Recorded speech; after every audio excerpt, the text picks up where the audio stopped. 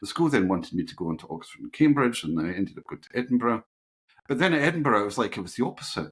This is far too theoretical, and I'm actually quite practical. And so I hated the subjects I had at university, even though it was still maths. The maths became too theoretical, and I was massively turned off by it.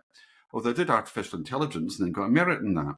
But I really, really, really struggled with that degree because my mind just could not appreciate and understand it and like it enough. Then I went to something I was really interested in. And again, I went from really struggling with my undergraduate degree to then doing my postgraduate degree and getting the class medal and distinction. So you can see this massive swing between I'm really interested, motivated in this, and I break all the records almost. People were still referring to my thesis 10 years later. And at the same time, when it's not something I'm genuinely interested in, I really struggle to maintain that level of alertness and awakeness and interest and energy levels to keep me going. This is a really important point, and I'd like to make that very clear, because we hear a lot from the neurotypical side of things, where the objection is, obviously, if you're not motivated, you're not going to be doing something willingly. We all have that problem. And I'd like to make this very clear for people listening.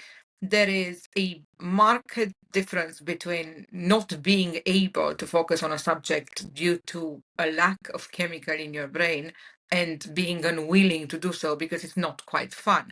The difference is that of course, you can still force yourself and excel in something if you must and if you're under duress or if you set yourself a goal, but it doesn't make it half as accessible as it would be to someone who has enough of the required chemical in their brain to keep that attention span for something that they're not interested in. So yes, the lack of motivation for someone who has ADHD or is neurodivergent is debilitating, and it isn't something that can be overcome for many people. It's often better for the person to find it for themselves what way works the best. And that's been my sort of story in life. It's just trying to work out what works for me rather than just assuming that the default way is the universal way.